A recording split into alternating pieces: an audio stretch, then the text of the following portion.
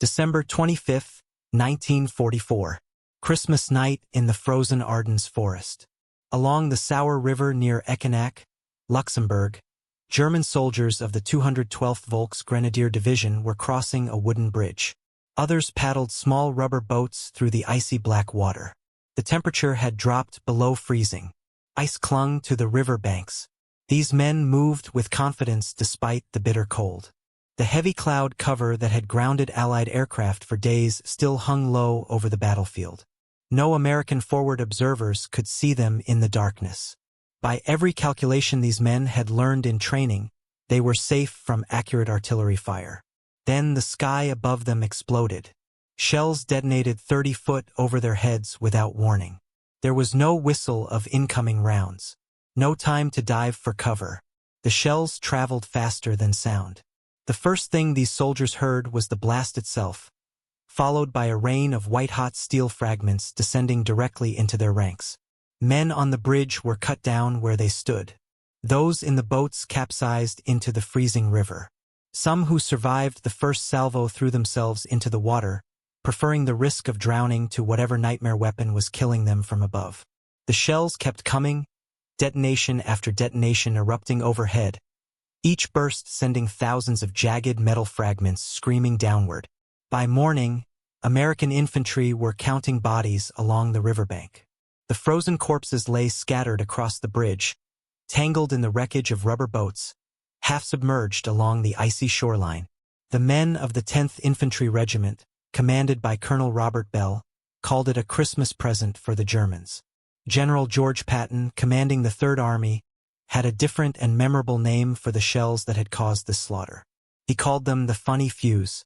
In a letter written shortly after to Major General Levin H. Campbell, Jr., Chief of Army Ordnance, Patton explained what had happened at the Sauer River. "The new shell with the funny fuse is devastating," he wrote.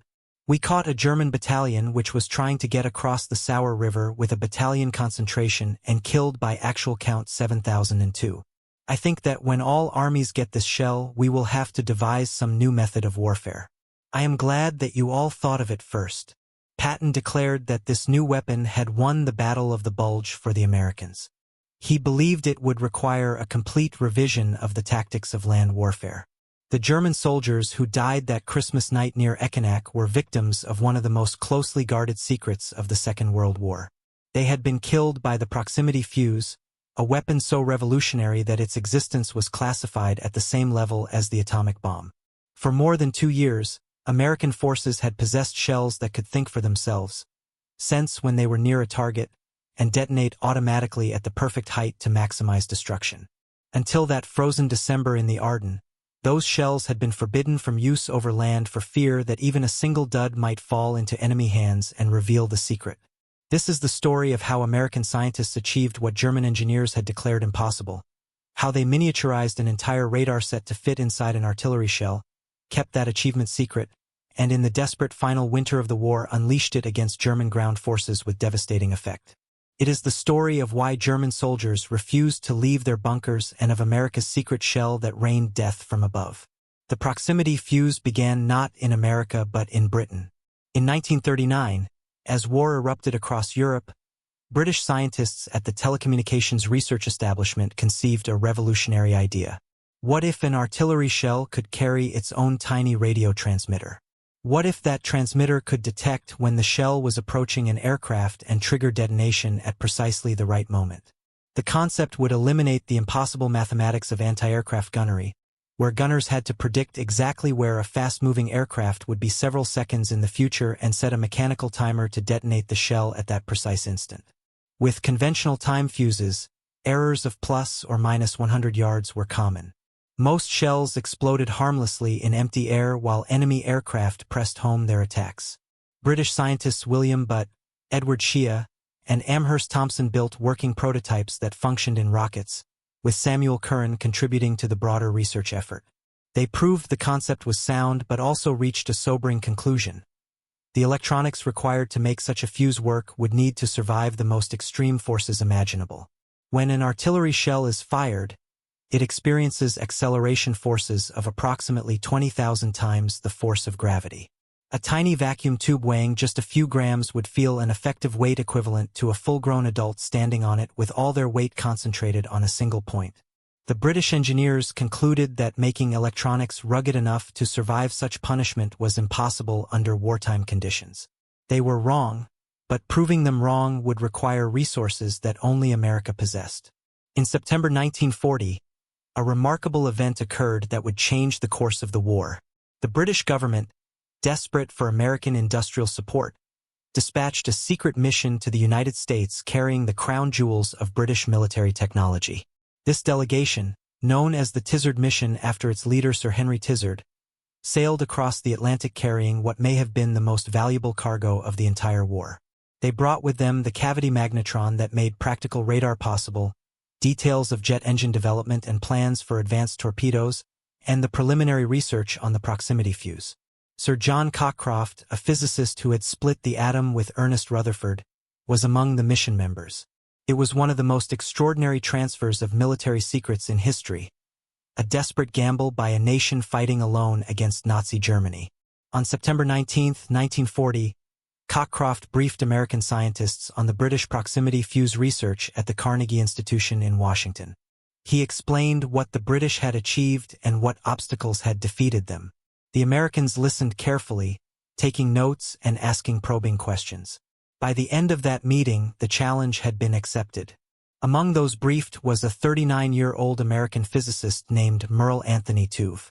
Born in Canton, South Dakota, in 1901, Tuve had grown up in that small prairie town, a descendant of Norwegian immigrants whose grandparents had come to America seeking a better life. His father, Anthony Tuve, served as president of Augustana College for 26 years. His mother taught music. As a boy in Canton, young Merle had been next-door neighbors and close friends with Ernest Lawrence, who would later invent the cyclotron. The two boys built telegraph equipment together in their basement, then graduated to amateur radio transmitters, tinkering with vacuum tubes and circuits. It was an unlikely beginning for the man who would lead America's most secret electronics project.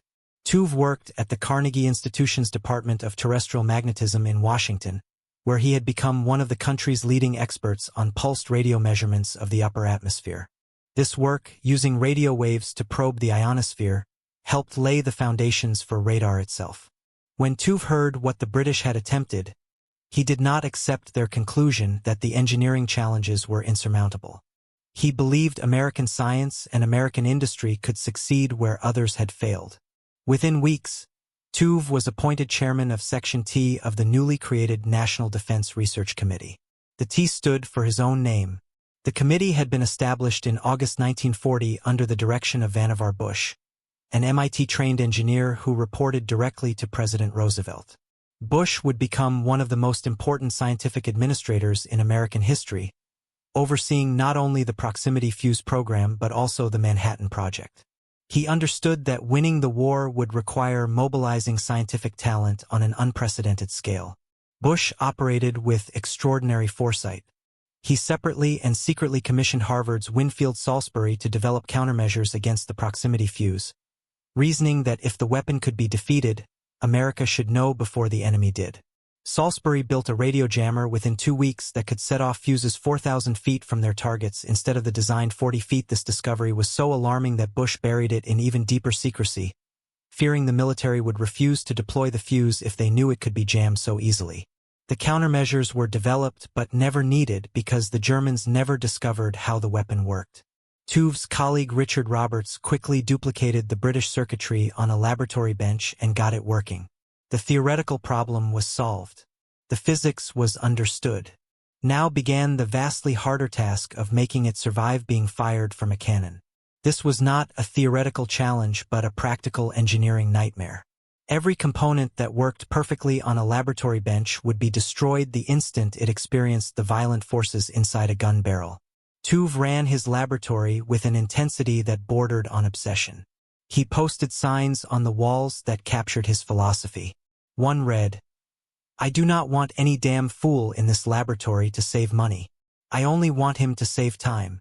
Another declared, "Do not try for an A grade. In war, a D is good enough, but an F is fatal." A third sign read, Shoot at an 80% job because we cannot afford perfection. This was not a university research project where perfection could be pursued over years. This was a race against death itself, and every day of delay meant more Allied sailors dying under Japanese air attacks in the Pacific. Every week of hesitation meant more British cities burning under German bombs. By March 1942, Section T had outgrown its original home in the Carnegie Institution's cyclotron building. A contract was signed between the Office of Scientific Research and Development and Johns Hopkins University, creating the Applied Physics Laboratory on March 10 of that year. This institution, which still exists today as a major defense research center, became the heart of the proximity fuse program. TUV grew its staff from a few hundred people to more than 1,000 by the war's end. The laboratory occupied a building on Georgia Avenue in Silver Spring, Maryland, a converted used car garage where teams of scientists and technicians worked around the clock to solve problems that had never been solved before. The engineering challenges were staggering beyond anything these scientists had previously attempted. The fuse had to contain a complete miniature radio transmitter and receiver. It needed an amplifier to boost weak reflected signals. It required a firing circuit to trigger detonation at the precise moment. It needed a battery to power everything and multiple safety mechanisms to prevent accidental detonation before the shell was fired or immediately after leaving the gun barrel. All of this, approximately 130 electronic components, including 4 or 5 miniature vacuum tubes, had to fit inside the nose cone of a standard artillery shell, roughly 6 in long and 3 in diameter. Every single component had to survive not only the 20,000 times gravity acceleration of firing, but also the spinning motion imparted by the rifled gun barrel, which could reach 25,000 to 30,000 revolutions per minute. The shell would spin like a bullet to stabilize its flight, and every component inside would experience both the linear acceleration of being launched and the rotational forces of spinning at hundreds of revolutions per second. The forces involved were almost beyond comprehension. Engineers calculated that during the fraction of a second when the shell accelerated through the gun barrel, a vacuum tube weighing just 3 g would experience an effective force equivalent to 140 pounds. As one engineer described it, imagine a full-grown woman standing with all her weight on a single stiletto heel bearing on a tiny glass tube. That was the stress these components had to survive, not once in careful laboratory conditions but millions of times in mass production. A young physicist named James Van Allen, who would later become famous for discovering the radiation belts surrounding Earth, spent his war years at the Applied Physics Laboratory working on this exact problem. His task was to make vacuum tubes that could survive being shot from a cannon. My own work was principally on developing what was termed a rugged vacuum tube, Van Allen later wrote. One that would survive acceleration of some 20,000 times gravity as it was propelled through the barrel of a 5-inch naval gun. Starting with miniature hearing aid tubes manufactured by companies like Rathen and Sylvania, Van Allen and his colleagues developed techniques to harden the delicate glass and metal structures against shock. They experimented with planar electrode designs that distributed stress more evenly. They filled the empty spaces inside the tubes with wax to equalize pressure during violent acceleration. Every component was carefully positioned to minimize vibrations that could trigger false signals or shatter fragile parts. The solution to the power problem was equally ingenious. Early fuses used conventional dry cell batteries, but these degraded in storage. After 8 months on a warehouse shelf, reliability dropped to 50%. Tropical heat made performance even worse, a critical problem for fuses destined for the Pacific theater. The breakthrough came with what engineers called the reserve battery. Inside the fuse sat a glass ampoule filled with liquid electrolyte, surrounded by inert zinc and lead electrode plates. During storage, the battery remained completely inactive, giving it essentially unlimited shelf life. The fuse could sit in an ammunition dump for years without degradation. But when the shell was fired, the tremendous acceleration shattered the glass ampoule. The spinning motion of the shell then drove the electrolyte outward through the battery plates by centrifugal force, generating electrical current within fractions of a second. The battery provided several volts for the duration of the shell's flight, more than enough time to reach the target.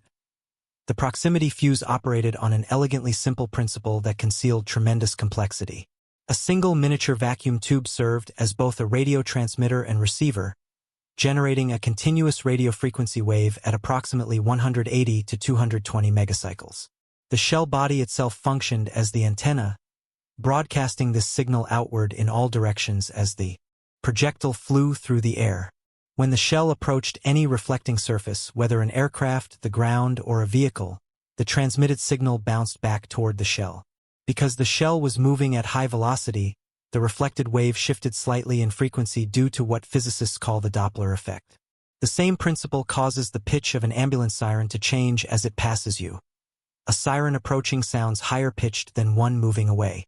Similarly, the radio reflection from an approaching surface shifted in frequency compared to the outgoing signal. Inside the fuse, the interaction between the outgoing signal and the returning reflection created a beat frequency in the audible range, roughly 200 to 800 cycles per second. Electronic circuits monitored the strength of this beat signal. When the amplitude exceeded a certain threshold, indicating the shell was within lethal range of a target, a specialized tube called a thyrotron fired. This discharged a capacitor through an electric detonator, initiating the shell's explosive charge. The entire sequence happened automatically, requiring no human calculation or input. The shell sensed its environment and decided when to detonate. The genius of this system was that it eliminated the impossible mathematics of conventional artillery fuses. A mechanical time fuse required gunners to calculate the exact flight time to the target and manually dial in the correct setting against aircraft. This meant predicting where a target moving at hundreds of miles per hour would be several seconds in the future. The calculations involved wind speed, air temperature, altitude, aircraft course, aircraft speed, and dozens of other variables. Errors were inevitable, and most shells exploded harmlessly far from their targets. But the proximity fuse needed no such calculation. The shell simply had to pass near its target, and the fuse would handle the rest, detonating automatically at the optimal moment. Multiple safety mechanisms prevented the fuse from detonating prematurely. 3 setback switches inside the fuse closed only under the extreme acceleration of firing, ensuring the device could not arm itself if dropped or mishandled. A centrifugal clockwork mechanism imposed an arming delay of roughly 0.4 to 0.6 seconds after the shell left the barrel. During this delay, a physical barrier remained in place between the detonator and the main explosive charge. Only after the clock completed its cycle would centrifugal force from the spinning shell remove this barrier. The entire arming sequence took approximately 1 second, enough time for the shell to travel well clear of friendly forces. The difference in lethality between conventional artillery and proximity fused shells was not incremental. It was transformational, fundamentally changing what artillery could accomplish. When a standard shell strikes the ground and detonates, approximately half of its fragments are driven downward into the earth. This energy is wasted, creating a crater but killing no one unless someone happens to be standing directly on the impact point. The remaining fragments radiate outward in a low-angle pattern, traveling roughly parallel to the ground. A soldier lying flat faces minimal risk, and a soldier in a foxhole faces a casualty probability of perhaps 2 to 5%. Trenches and bunkers reduce this danger even further. For thousands of years, the instinct to dig in and get low had been the infantryman's most reliable defense against artillery. The proximity fuse inverted this ancient calculus entirely. When a shell detonates 30 to 50 feet above the ground, the optimal height for 105 mm and 155 mm howitzers, fragments rain downward over a wide area. No energy is wasted on cratering. The cone of destruction descends directly into foxholes, trenches, and fighting positions that had always offered protection. The lethal radius roughly doubles compared to a ground-burst shell. Because area scales with the square of the radius, the actual lethal zone increases approximately fourfold. Various wartime studies estimated that proximity-fused shells were 5 to 10 times more effective than conventional impact-fused ammunition. Vannevar Bush estimated a 7-fold increase in effectiveness against aircraft.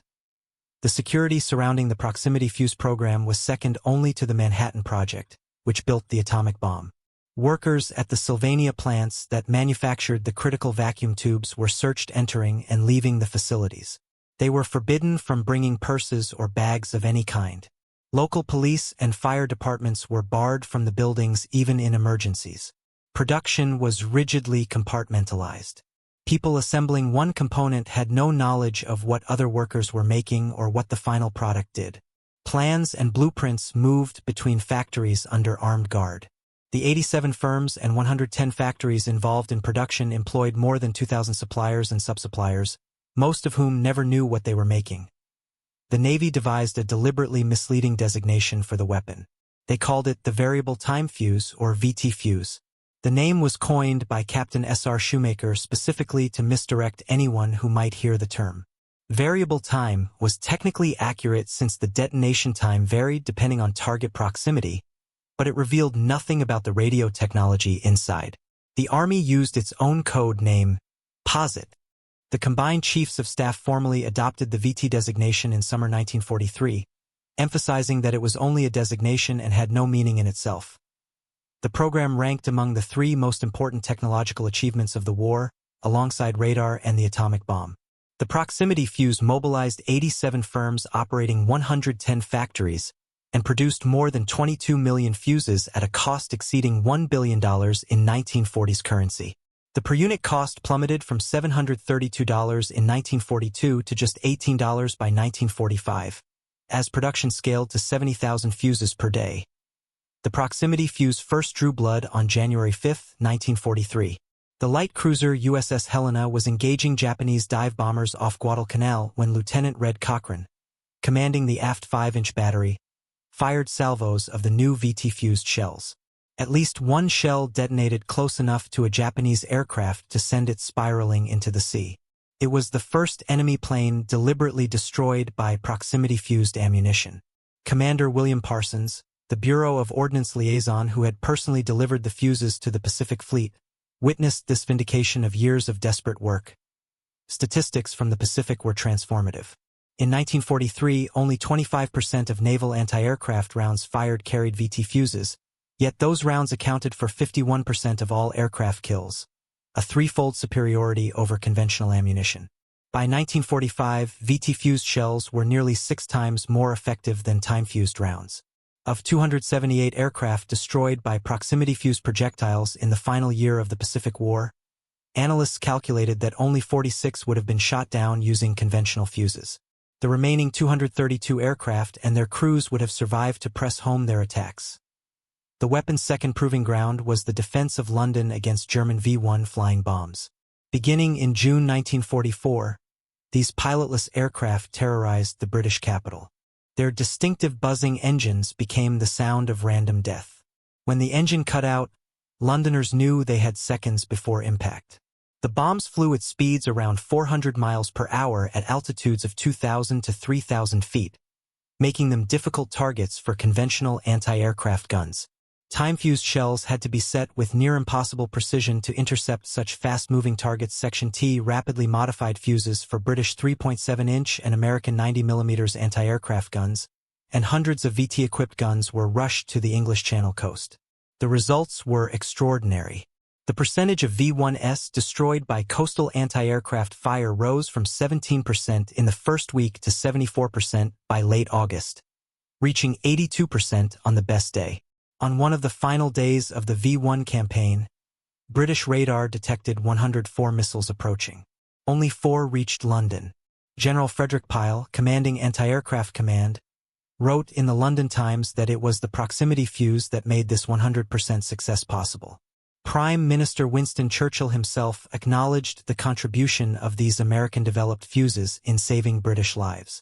When V-1 attacks shifted to Antwerp after its liberation, Churchill authorized Lancaster bombers to fly fuses directly from Cincinnati to Antwerp. A single anti-aircraft unit at Antwerp destroyed 48 of the first 75 V-1S it engaged. By war's end, VT-fused anti-aircraft fire had destroyed more than 2,000 V-1S approaching Antwerp alone.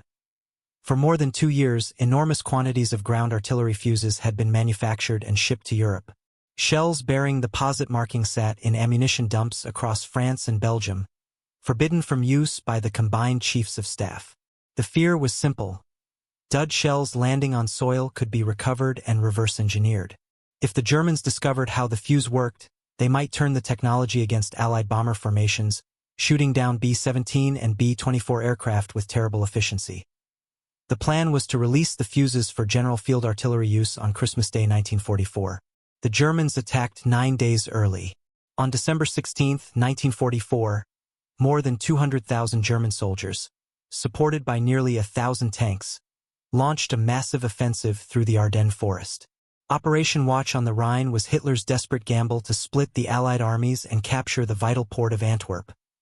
The assault caught American forces completely by surprise. German planning had been meticulous. They chose a weakly defended sector of the front held by inexperienced divisions fresh from the United States or exhausted divisions recovering from heavy fighting. They waited for thick overcast weather that would ground Allied air power. They maintained strict radio silence to prevent Allied intelligence from detecting the buildup. They struck at dawn through forests that channeled the attack while concealing its scale. Within hours, American defensive positions were crumbling. Within days, a dangerous bulge had been punched into the Allied lines, giving the battle its lasting name. German commanders were confident that the weather would protect their advancing troops, with low clouds preventing Allied aircraft from flying and obscuring the ground from artillery observers. Accurate time-fused barrages would be impossible. American gunners would be firing blind, their shells exploding hundreds of yards from their targets. The offensive was timed specifically to exploit these conditions.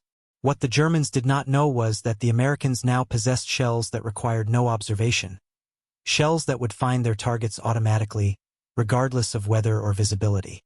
On December 19, 3 days into the offensive, General Dwight Eisenhower convened an emergency conference at Verdun.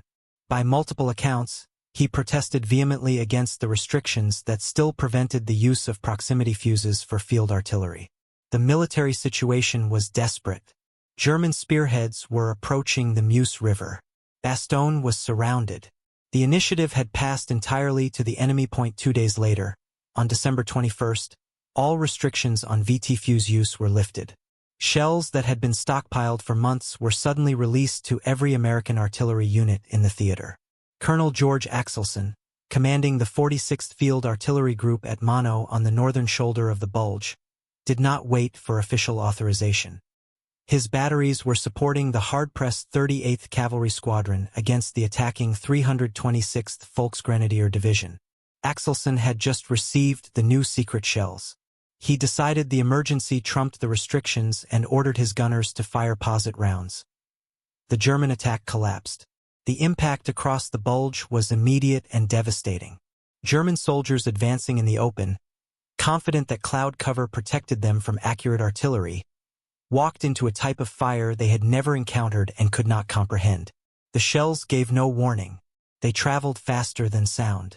The first indication of an attack was the blast itself, detonating overhead and showering fragments downward into positions that had always been safe before it at Malmedy on December 21.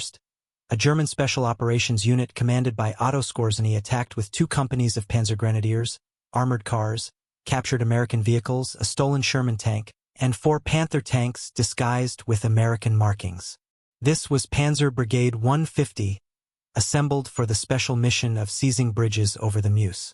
American defenders from the 1st Battalion, 120th Infantry Regiment of the 30th Infantry Division, called in artillery support.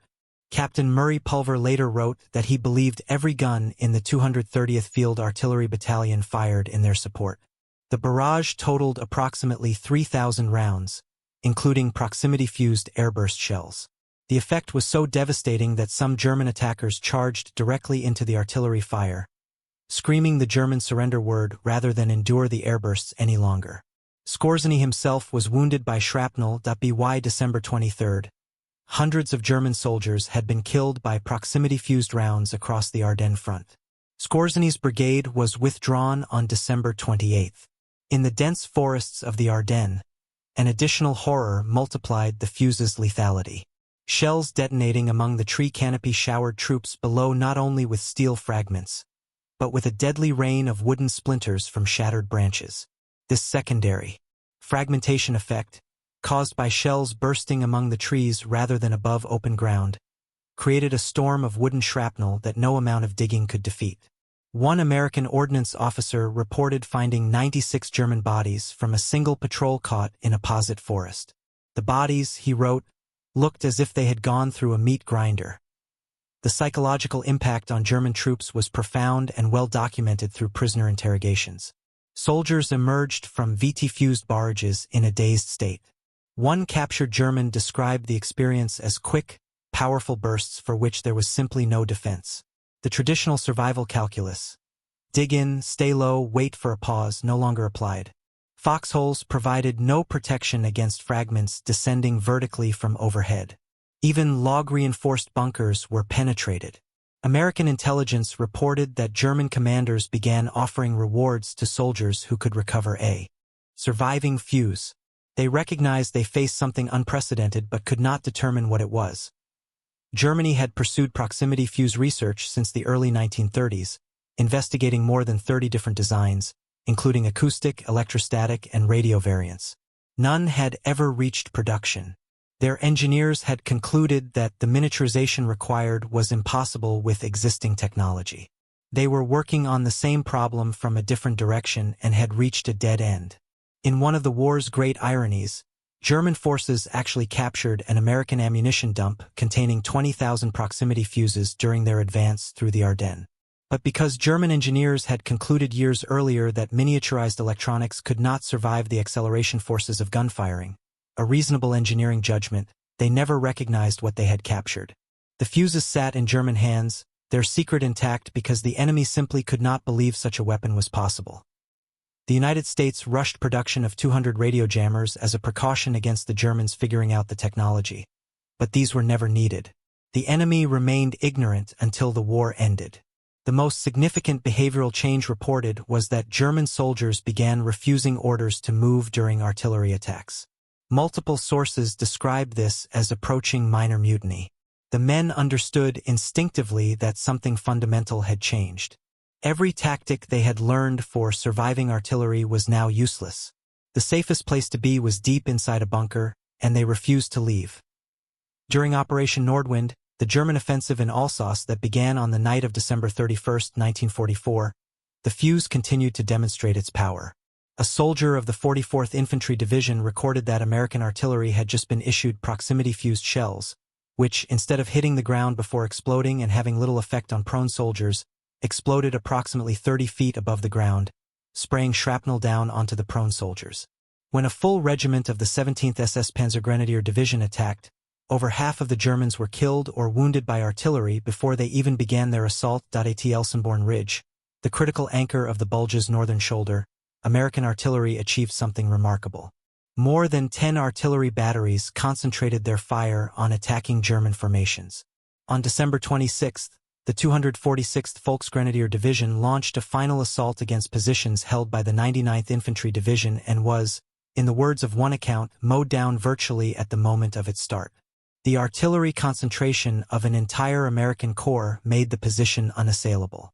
Approximately 200,000 posite shells were fired during the Battle of the Bulge. During the 3 months from the Bulge through the Rhine crossing, proximity-fused anti-aircraft fire brought down more than 1,000 German aircraft. The weapon that had been kept secret for so long was now being expended in enormous quantities, transforming the battlefield in ways that German commanders could not understand or counter. Any honest assessment of the proximity fuse's impact at the Bulge must acknowledge the complexity of historical truth.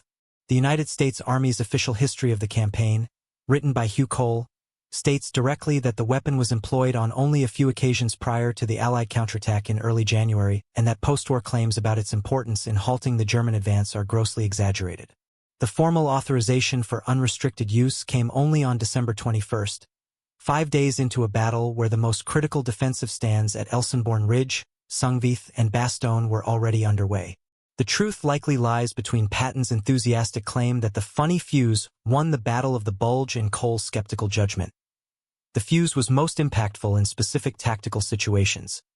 When German troops were caught in the open, when poor weather prevented accurate observation for conventional time-fused fire, or during night operations when defenders needed effective fire without visual correction. In those circumstances, its effect was genuinely devastating, as the body counts at the Sauer River and Malmedy demonstrate. The human cost of this weapon fell on young men who had no understanding of what was killing them. Many of the prisoners taken after VT-fused barrages were 17- and 18-year-old boys with only weeks of training. They were the human reserves of a collapsing war machine, sent forward into the teeth of a technology their commanders did not comprehend and could not counter. They died in frozen forests far from home, killed by shells manufactured by American women who assembled delicate electronics without knowing what they were building. The production effort behind the proximity fuse represented American industrial civilization operating at full mobilization. By war's end, more than 22 million fuses had been manufactured. 87 firms operated 110 factories, employing more than 2,000 suppliers and sub-suppliers. Sylvania Electric Products became the dominant manufacturer of the critical vacuum tubes, eventually producing 95% of all proximity fuse tubes. At peak production, Sylvania turned out 400,000 tubes per day, two-thirds the output of the entire pre-war American radio industry. The program was among the first mass production applications of printed circuits, a manufacturing innovation that would help reshape the post-war electronics industry. The techniques developed to make electronics survive extreme acceleration would find applications in missiles, spacecraft, and eventually the miniaturized devices that define modern technology. One General Electric factory that had previously manufactured Christmas tree light bulbs was converted to produce the critical miniature vacuum tubes. The thousands of women who worked in the Sylvania and other plants, assembling components with precision and care, were participating in an industrial revolution they could not have imagined. Merle Tuve received the Presidential Medal of Merit from President Truman after the war and was named an honorary commander of the Order of the British Empire. At an awards ceremony, he deflected personal credit with characteristic grace, saying that the proximity fuse was not invented by any one man, but was a composite of old inventions and reinventions, both in America and Britain. In November 1942, James Van Allen was commissioned as a lieutenant junior grade in the Naval Reserve. He sailed from San Francisco aboard the troop ship USS Republic with nearly 6,000 highly classified proximity-fused projectiles. Arriving at Noumea, New Caledonia, headquarters of the South Pacific Fleet, he spent months supervising live-fire combat evaluations aboard warships before returning to Washington. He later set up rebattering stations at ammunition depots across the Pacific, from Noumea to other locations, to solve the shelf life problems causing high dud rates. He donated a Mark 58 proximity fuse to the Smithsonian in 1993. Commander William Parsons, who had witnessed the first combat success, contributed to all three of the war's pivotal technologies: radar, the proximity fuse, and the atomic bomb. He later served as the weaponer on the mission that destroyed Hiroshima, arming the bomb in flight over the Pacific. The proximity fuse represented something new in warfare. For the first time, a munition carried its own intelligence. It made a real-time decision about when to detonate, sensing its environment and responding without human intervention. The shells that fell on German soldiers in the Ardennes were crude by modern standards, but they pointed toward a future where weapons would increasingly think for themselves. While the basic existence of the proximity fuse was revealed to the public in newsreels shortly after the war, the detailed technical and operational records remained classified until 1976, more than 30 years after victory. Ralph Baldwin published The Deadly Fuse in 1980, providing the first comprehensive public account. James Finney Baxter's Pulitzer Prize-winning book, Scientists Against Time, published in 1946, had touched on the proximity fuse within the broader story of wartime scientific mobilization. But the full details remained secret. Even today, despite several excellent histories, the proximity fuse remains remarkably obscure compared to the other great technological achievements of the war. The scientists who created it never received the public recognition afforded to those who worked on the Manhattan Project. Today, examples of the proximity fuse can be found in the collections of the Smithsonian Institution's National Air and Space Museum. These artifacts, small enough to hold in your hand, represent one of the most consequential engineering achievements of the 20th century. Cutaway models show the intricate arrangement of vacuum tubes, batteries, and circuits that had to survive forces strong enough to crush steel. What remains is the judgment of those who experienced its effects. Secretary of the Navy James Forrestal declared that the proximity fuse helped blaze the trail to Japan, saying that without the protection this device gave the surface ships of the fleet, the westward push could not have been so swift, and the cost in men and ships would have been immeasurably greater. Admiral Lewis Strauss called it one of the most original and effective military developments of the war, saying it must be listed among the very small group of developments such as radar, upon which victory very largely depended. German soldiers who survived the Ardennes learned to fear a weapon they never saw and never understood. They learned that the sky itself had become hostile, that shells could find them in darkness and cloud cover, that foxholes no longer offered sanctuary. They learned to refuse orders that sent them into the open under artillery fire, preferring the certainty of discipline to the probability of death from above. They became witnesses to a revolution in warfare they could not explain. The proximity fuse turned the atmosphere into a weapon. A shell no longer needed to strike its target. It needed only to approach. The ancient contract between the infantryman and the earth, the promise that digging could save your life, was broken forever in the frozen forests of the Ardennes in December 1944. American scientists had achieved what engineers in multiple countries had declared impossible. They had miniaturized an entire radar set, made it survive forces that should have destroyed it, and hidden it inside shells that rained down on men who had no defense. The technology, born in British laboratories and perfected in American factories, changed what it meant to face artillery. No longer could a soldier calculate his odds and trust his training. The mathematics of survival had been rewritten by physicists working in a Maryland laboratory, by women assembling vacuum tubes in Ohio factories, by engineers who refused to accept that something could not be done. Their work killed thousands of German soldiers who never knew what struck them and saved uncounted Allied lives that would otherwise have been lost to Japanese aircraft and German ground attacks. Today, the descendants of that first smart weapon guide missiles to their targets with precision measured in inches. Proximity fuses, in various forms, remain standard military technology in arsenals around the world. The principles worked out by Tuve, Van Allen, and their colleagues have been refined and miniaturized beyond anything they could have imagined. But the fundamental insight remains unchanged. A weapon that can sense its environment and respond is more lethal than one that cannot. The proximity fuse proved this truth in the skies over the Pacific in the defense of London and in the frozen hell of the Battle of the Bulge. According to Patton's count, 702 German soldiers died at the Sauer River on Christmas night 1944. Among the first ground troops in history killed by proximity-fused artillery, they crossed a wooden bridge in darkness, confident that the weather protected them, unaware that the shells already climbing toward them carried tiny radio transmitters that would sense their presence and detonate at the perfect moment to maximize destruction. They died never knowing what killed them, victims of a secret that had been kept for more than 2 years, a weapon that their own engineers had dismissed as impossible. Their deaths marked a turning point, not just in that battle, but in the history of warfare itself.